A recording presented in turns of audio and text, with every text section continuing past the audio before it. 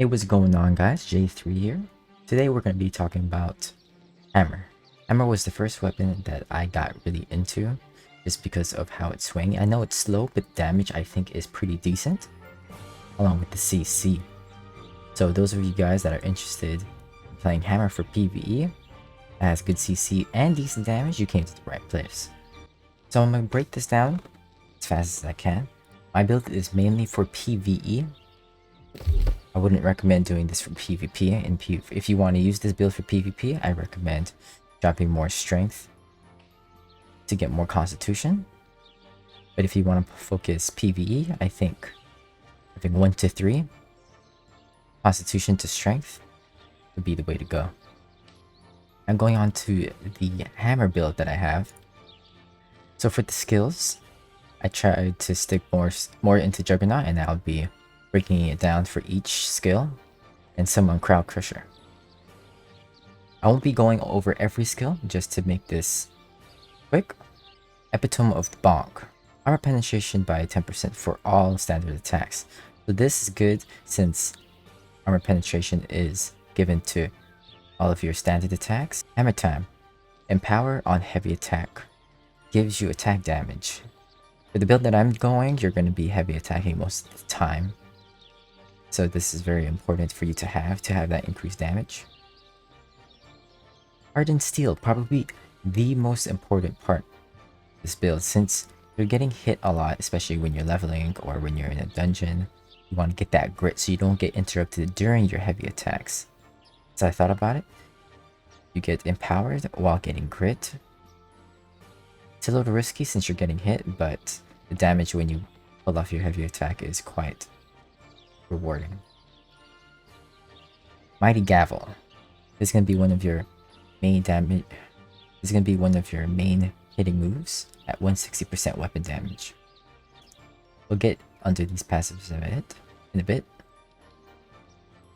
Quick Recovery shortens the cooldowns of your skills every time you do a heavy attack. So this passive, and this passive all synergize with what I'm trying to do with this build.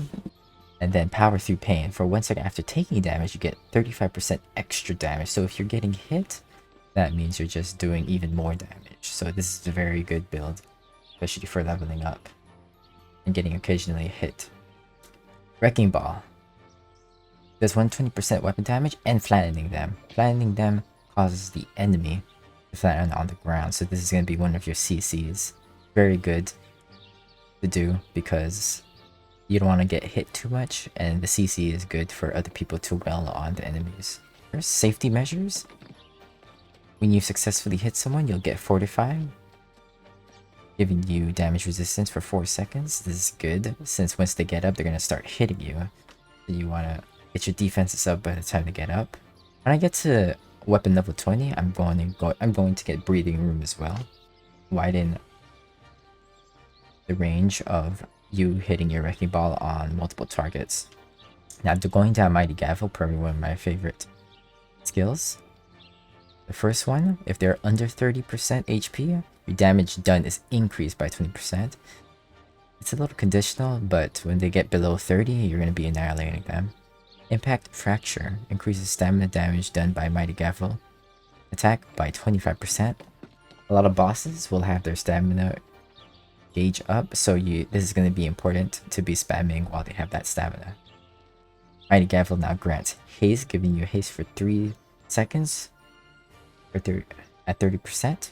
This is pretty good if you need to reposition after doing your Mighty Gavel. It's a slightly long animation, like 1 to 2 seconds. And then my absolutely favorite part of Mighty Gavel is Justice for All. At 200% weapon damage, if you do a base attack after the Mighty Gavel, it's basically, you can do another Mighty Gavel that's even stronger. And this is how you're going to get some of the big damage abilities other than heavy attacks. Outnumbered, I've noticed that as you keep going along the game, there's always going to be 2 or more, almost always 2 or more enemies within 3 meters. So the damage absorption that you get is pretty important because we're going to need that survivability. 15% damage against targets affected by Warhammer debuffs. They're always going to have a debuff from either your stun, which is this skill I'll get to in a bit, or their flattening, and prevailing spirit regains damage dealt as health when using a crowd crusher ability, which can give us a little bit of sustain while wailing on your enemies. And now the skill that I picked up from crowd crusher is shockwave. That brings out an AoE earthquake that deals 80% and stuns them for 2 seconds. It also taunts for 6 seconds if you have Cornelian Gem. If you need to tank, then I suggest putting the Cornelian Gem onto your Warhammer. Only on your Warhammer. Specified in the description. This stun is very important to interrupt many enemy abilities. You'll notice that you can interrupt some casts that could save your teammates or yourself. Frailty causes weaken, which is another debuff, which decreases their damage, the enemy's damage, by 10% for 10 seconds. So it helps us get more damage with our concussive impact, as long as they have a debuff, since this is probably the longest debuff that can be caused from our kit. And then Meteoric Crater, which increases the range of shockwave, so it helps us hit more enemies at once. I have tested using Armor Breaker instead of shockwave, but this only gives us more damage, and I would rather keep myself alive, so I picked shockwave over Armor Breaker. Clear Out was another one that I considered, but the fact that they get knocked back, I think I would consider this for PvP. But I would not consider this for PvE because I would like to keep my monsters condensed and keep wailing on them in the meantime. And then Path of Destiny.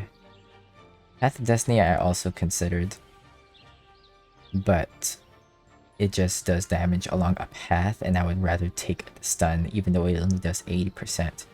And do a heavy attack over doing this in a line, since most enemies are going to be clumped up more like a circle, not in a line formation. And that's my mindset of why I chose these 3 skills to be my primaries for my hammer. Please keep in mind that this build is mainly used in PvE.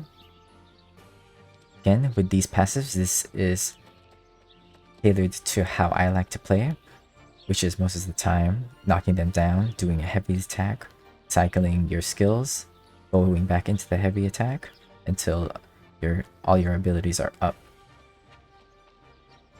Anyways guys, if you guys have any questions, please let me know in the comments below.